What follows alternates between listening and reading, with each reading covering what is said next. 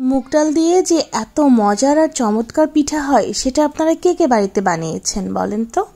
Hello everyone, this is Tajin, welcome back to my channel. আপনাদের সাথে এই মুচমুচে আর রসালো পিঠার রেসিপিটা শেয়ার করতে যাচ্ছি। এটা দারুণ মজার একটা রেসিপি, একবার বানিয়ে 15 দিন পর্যন্ত সংরক্ষণ করে খেতে পারবেন। চলেন কথা না বাড়িয়ে মূল রেসিপিতে যাই। প্রথমেই শুরু করছি হাফ কাপ পরিমাণ মুগ ডাল দিয়ে। আমি একটা কড়াইয়ে প্রথমেই মুগ ডালটাকে হালকা একটু ভেজে নিচ্ছি। একটুখানি গোল্ডেন কালার আসলেই তারপরে চুলাটা বন্ধ করে খুব ভালোভাবে ডালটাকে বেশ কয়েকবার পানি দিয়ে ধুয়ে নিতে হবে। লাস্টে একটু কমিয়ে রেখে তারপরে ডালটাকে খুব ভালোভাবে ভেজে নিয়েছি। দেখেন একটু রং চেঞ্জ হয়ে এসেছে। এরপর পানি দিয়ে ধুয়ে এখন কড়াইতে বসিয়ে দিচ্ছি সিদ্ধর জন্য।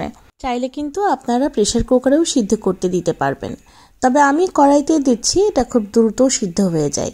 এখন পানি দিয়ে দিচ্ছি পর্যাপ্ত, যতটুকু সিদ্ধ হতে লাগে ঠিক ততটুকু পরিমাণ পানি দিয়েছি। দেখেন ডাল আমার মোটামুটি খুব ভালোভাবেই গলে গিয়েছে, মানে সিদ্ধ হয়ে গিয়েছে। এরপরেও আমি একটা ডাল ঘুটনি দিয়ে খুব ভালোভাবে ম্যাশ করে নিচ্ছি, যাতে দানা না থাকে, খুব ভালোভাবে ডালটা ম্যাশ হয়ে যায়। চাইলে কিন্তু আপনারা নামিয়ে একটা গ্রাইন্ডারে বা ব্লেন্ডারে কিন্তু ব্লেন্ড করে নিতে পারবেন। এখন দিয়ে দিয়েছি 1 কাপ চালের আটা। আমি ডাল নিয়েছিলাম হাফ কাপ পরিমাণ আর চালের আটা দিয়েছি 1 কাপ। দেখেন একটা ডো তৈরি করেছি। এখন এই ডোটা কিছুটা হাতে সহনীয় তাপমাত্রায় আসলে আমি খুব ভালোভাবে মথে নিচ্ছি। আর রুটি যেরকম বানাই আমরা ঠিক সেরকম একটা ডো তৈরি করতে হবে। চেষ্টা করছি ডোটাকে কিছুটা মসৃণভাবে তৈরি করে নেওয়ার। আমরা রুটি বানাই যেরকম আটার রুটি, খুব মসৃণভাবে আমরা ডোটা তৈরি করি, পিঠার ক্ষেত্রেও ঠিক সেভাবেই তৈরি করতে হবে। আমি কিছুটা আটা দিয়ে দিচ্ছি, মানে পারফেক্ট ডো তৈরি করতে যতটা প্রয়োজন, যদি কখনো পানি প্রয়োজন হয় বা যদি কখনো আটা প্রয়োজন হয় সেভাবে দিয়ে নিয়ে তারপরে দেখেন একটা মসৃণ ডো তৈরি করে নিয়েছি। পিঠা বানানোর জন্য আমার ডো কিন্তু একদম রেডি হয়ে গিয়েছে। এখন পিঠা বানাতে চলে এসেছি। আমাদের প্রয়োজন হবে 2টা চিরুনি। আপনারা অবশ্যই ব্যবহার করবেন পরিষ্কার চিরুনি, তবে নতুন চিরুনি হলে ভালো হয়। আমি সবসময় পিঠা বানানোর জন্য 2টা চিরুনি আলাদা করে রাখি। তো এই যে দেখেন, প্রথমে ডো করে নিয়েছিলাম একটু রাউন্ড করে নিয়ে, তারপর নিচের দিকটা একটু ওভাল শেপ করে নিয়েছি। ডোটা একটা চিরুনির উপরে রেখেছি আর আরেকটা চিরুনি দিয়ে ঠিক আরেক হাত দিয়ে এইভাবে ঘুরিয়ে নিচ্ছি। আমার মনে হয় আমি বলার থেকে আপনারা দেখেই জিনিসটা খুব ভালো বুঝতে পেরেছেন। দেখেন কত সুন্দর একটা ডিজাইন হয়ে গিয়েছে। ঠিক এই একইভাবে আমি সবগুলো পিঠাই কিন্তু বানিয়ে নেব। আচ্ছা, এখানে একটা কথা বলি, যারা মুগ ডালের ফ্লেভার পছন্দ করে না বা মুগ ডালটা ব্যবহার করতেই চাচ্ছেন না, সেক্ষেত্রে ডালটা স্কিপ করে শুধুমাত্র আটা দিয়ে, মানে চালের আটা দিয়েই কিন্তু এই পিঠাটা বানাতে পারবেন। তবে মুগ ডাল দিলে এটা খেতে মুগ পাকন পিঠার মতো লাগে আর খুব মজা হয়। যাই হোক, পিঠাগুলো সব বানানো হয়ে গিয়েছে।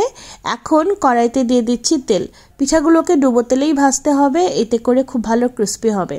এখন তেল খুব বেশি গরম করা যাবে না, মিডিয়ামভাবে গরম হওয়ার পরপরই আমি এই পিঠাগুলো দিয়ে দিচ্ছি। প্রথম দিকেই নাড়াচাড়া করা যাবে না, কারণ পিঠাগুলো একটু নরম থাকে। আচ্ছা, পিঠা হতে থাকে, এদিকে শিরা বানাতে চলে এসেছি। আমি এখানে 1.5 কাপ চিনি দিয়েছি আর দিচ্ছি 1 কাপ পরিমাণ পানি। এখন দিচ্ছি ফ্লেভারের জন্য এলাচ। এই পানি আর চিনির পরিমাপটা একটুখানি খেয়াল রাখবেন, কারণ আমাদের শিরাটা হতে হবে ঘন এবং একতারের। অনেক বেশি ঘন করে ফেলা আবার যাবে না, তাহলে কিন্তু পিঠার ভিতরে শিরা ঢুকবে না। শুধুমাত্র অনেক বেশি চটচটে টাইপের হয়ে যাবে, একতার হবে, ঠিক সেই পর্যায়ে আমি চুলাটা বন্ধ করে দিয়েছি। এখন এখান থেকে দেখেন পিঠাগুলো মোটামুটি একটু শক্ত হয়ে এসেছে।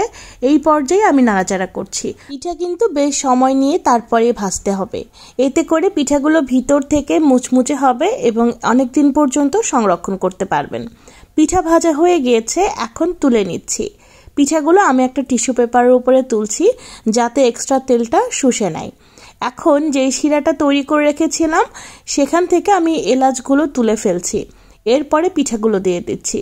পিঠা দেওয়ার পরে আমি এখানে অলমোস্ট 25 থেকে 30 সেকেন্ডের মতো এগুলোকে মানে শিরাতে ভিজিয়ে রেখেছিলাম।